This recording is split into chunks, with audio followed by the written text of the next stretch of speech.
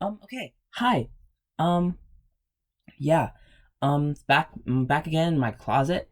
Um, my throat hurts and my chest hurts, but I wanted to do this because I just finished outlining a story in 2 days, and it's 4 pages, and I'm pretty excited. I'm pretty excited. But yeah. Oh, so I have a different microphone today, so I don't know if this will sound different than normally. I don't know if it'll sound better. I'm using my gamer headphone microphones because I got some for Christmas 2 years back, so I'm using those. So just if the audio sounds different, that's why. So what am I doing? Well, the story doesn't have a name yet, but it was inspired by me on TV tropes just randomly happening upon Fallen London again.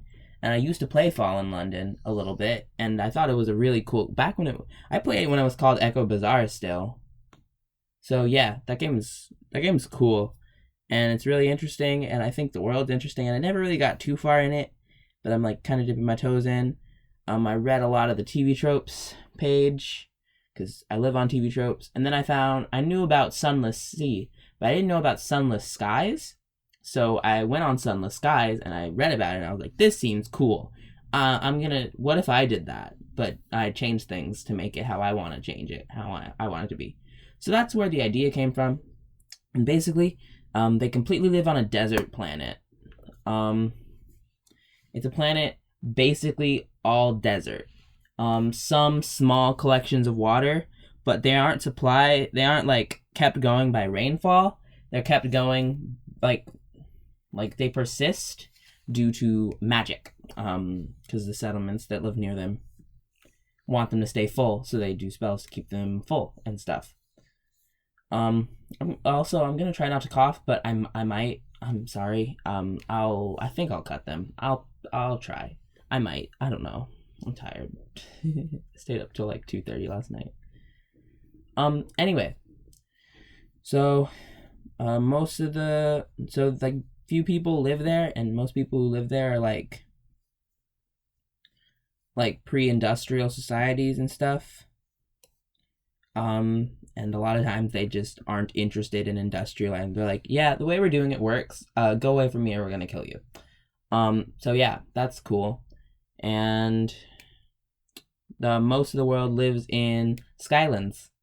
There it's like I wasn't gonna name them that at first, but then I just said it out loud, and I was like, that's pretty fire. I'm gonna do that. So they're called Skylands, and they're anywhere from the size of whoop, anywhere from the size of a medium-sized town, like a medium city, to like big enough to like a city big enough to get on the map, but like not big enough to be too notable. Like Rome, Georgia. I don't know. I don't know, man. I don't know cities. Uh, yeah. So yeah. Anyway, I'm sorry. I'm really sorry. Um.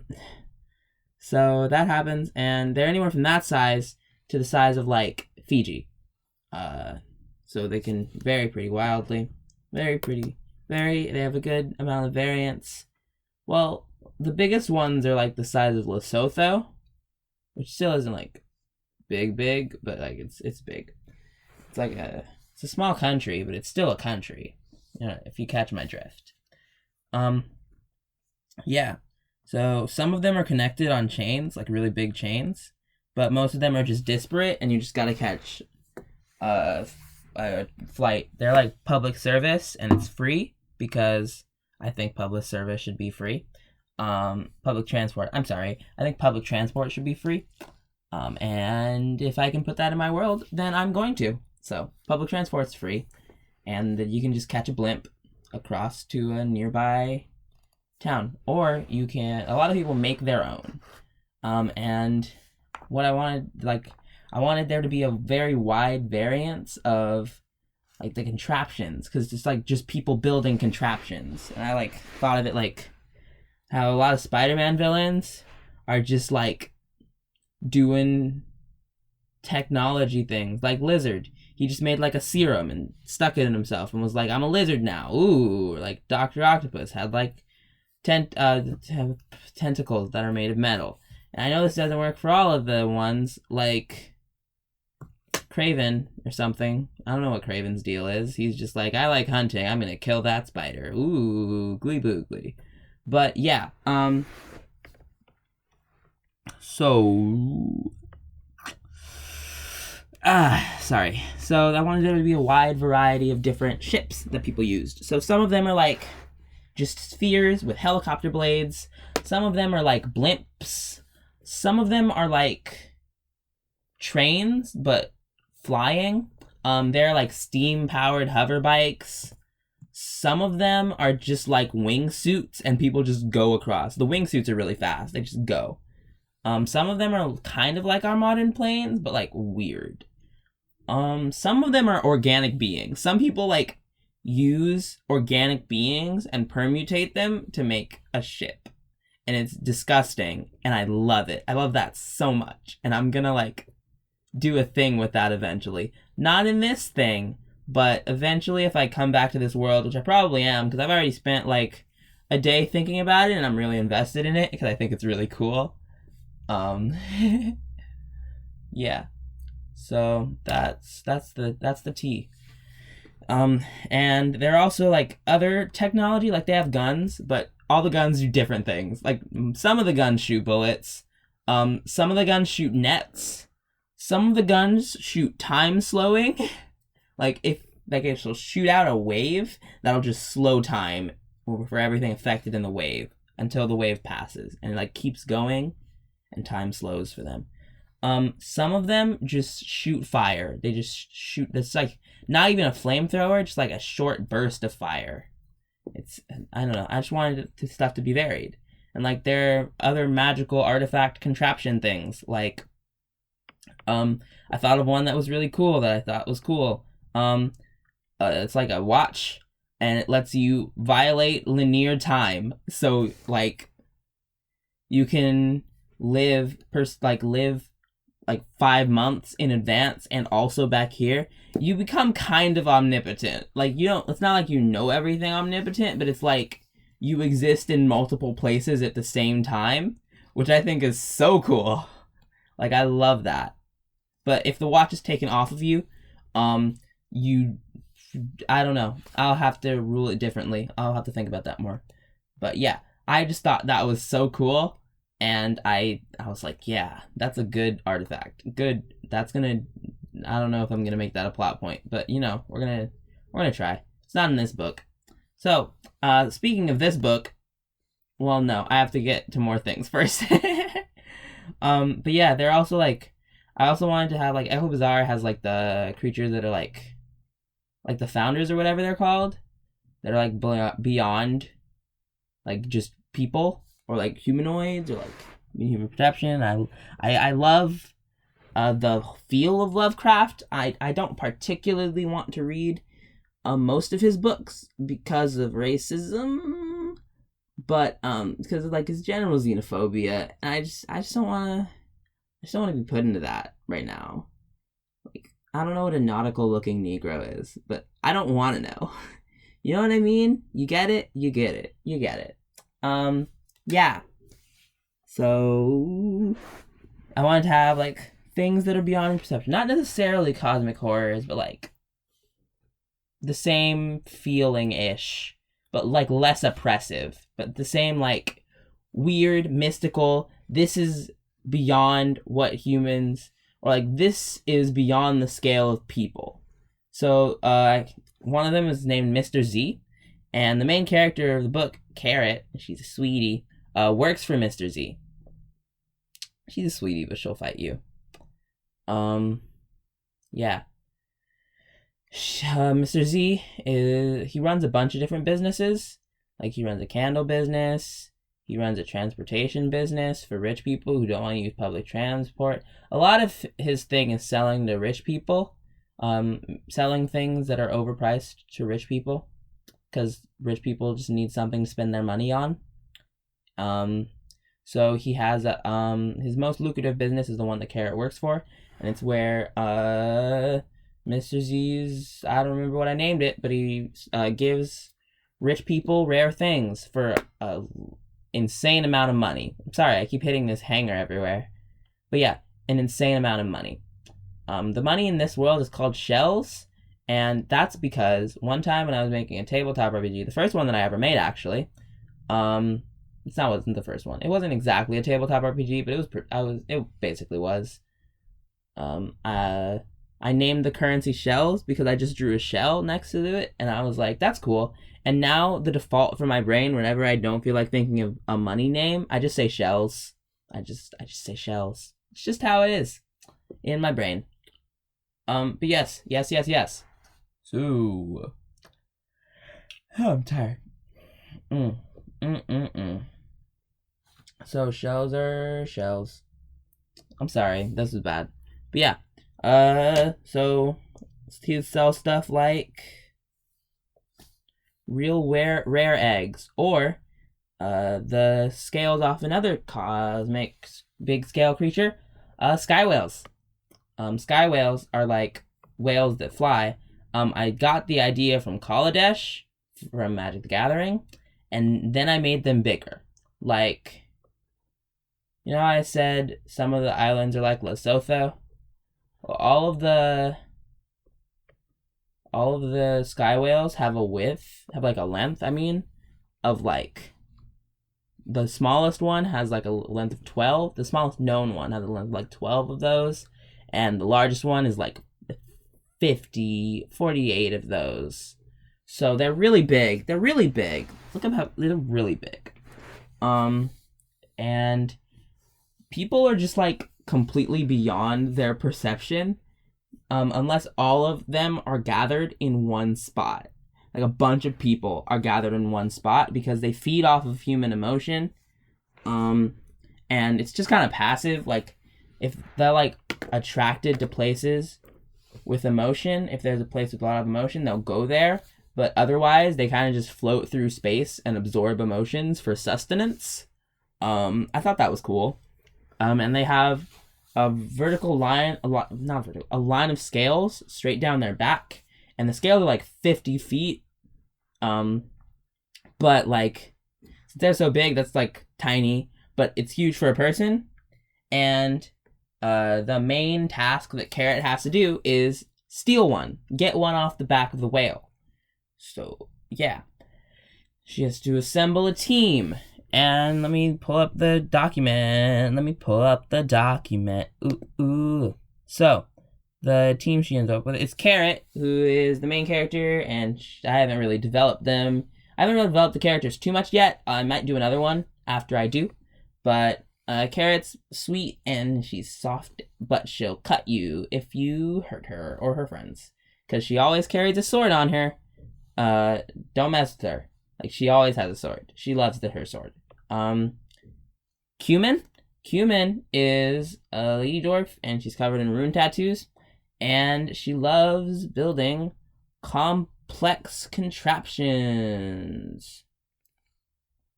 And like, she's one of the people, like, all the contraptions, some of them are really simple. Hers are the complete opposite. They're way too complex. They're more complex than they need to be. But that's how it's fun for her. She's like, never mind. But yeah, like, she'll build, instead of just building a gun, she'll build like a gun that needs to be pumped. Like, she has an arquebus, and it shoots magical nets. But to shoot the net, you need to first put in like one of these square things that she built that has the net inside of it. Then you need to pump it, like air pressure pump it, and it has like a pump on the side, and you just need to pump it a bunch, and like air blows out the back. Like the first pump, it's like psh, and there's like a gauge out of it, and it has like a bunch of like screws that you need to like turn and stuff. It has a gauge on it for no reason. Like, it doesn't need to be there, but it is, and it doesn't really measure anything, but that's just what she likes to do. And then the Cayenne is a gnome engineer, and she loves making potions. She likes making potions, and and that's her thing. That's what she does. And yeah, she like makes fire. She likes using whenever she has to fight. She has a couple potions. She has like a stone skin potion that she uses sometimes, and then she has this potion that when she drinks it, fire comes out of her wrists and like comes over her like Blaziken. She becomes like Blaziken. Like fire comes out of her wrists and her ankles, like Mega Blaziken. My bad. Yeah, like Mega Blaziken has that, and it'll like cover her hands and stuff. It's lit. And then Broccoli has studied Skywhales since he was 7 and just knows a lot about them, has a bunch of theories about why they're there and what they do all day. Cause yeah, and he's like followed them sometimes. He's just a fanatic. I don't know what his job. I'm thinking his job, he just like goes around and gives speeches about them.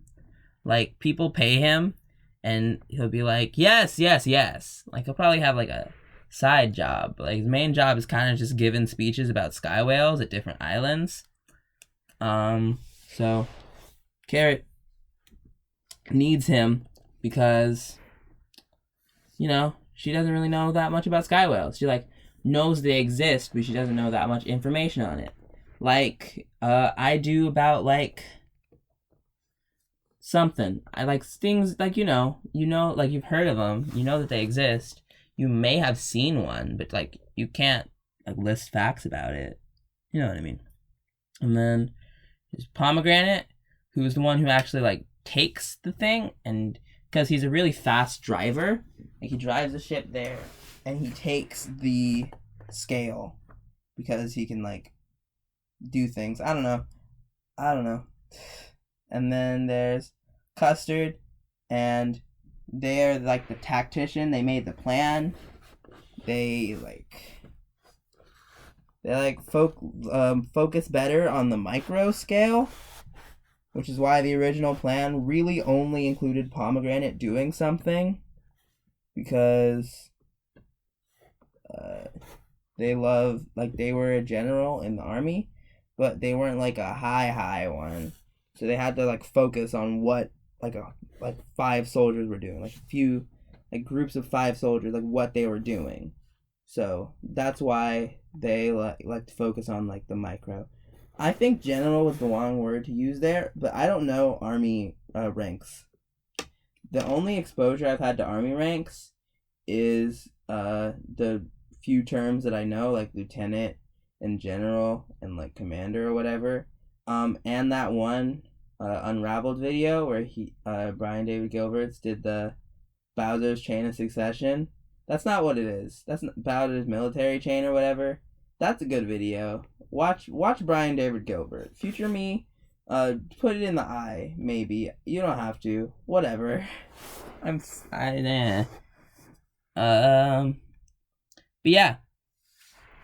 Those are the people she gets eventually. She like searches and tries to get some other people, but they either say no or just don't do it.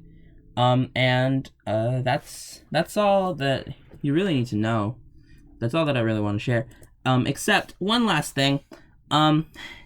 So when she gets the assignment, she has to go over to the sorting cabinet and find it's not a sorting cabinet, but it's like a cabinet with files on a bunch of different people, like a bunch of different specialists, probably thousands. And she's like, oh, I have to look through this. And then there's this little goblin, this little cute goblin who comes over. I'm imagining him as like the Joe Cat Crap Cat goblins. Those are so cute. Yeah. Comes over and he's like, Hi, do you need help sorting through the different files? And she's like, yeah. He's like, oh, okay, I'm Pendleton. I am like, look through all the files and, you know, I think I can really help you. Just like, tell me what you need. Like, tell me what your job is. Tell me what you're doing. And I will recommend people. I got you. I got your back, girl. And it's like, he's like so sweet and cute. And I just so supportive. And I want him to put him in everything now. Just as a side character. Just like to show up in a bunch of other things. I love him. I just thought of him. I was like, How is she gonna sift through these thousands of documents? Why don't we just have a real little cute sorting goblin? Okay, that works. So yeah, that's all that I really want to share about this right now. I'm gonna start writing probably tomorrow, maybe tonight if I don't do other things. But yeah, I hope this was interesting for you. And don't forget to like, subscribe, and share with a friend. Peace.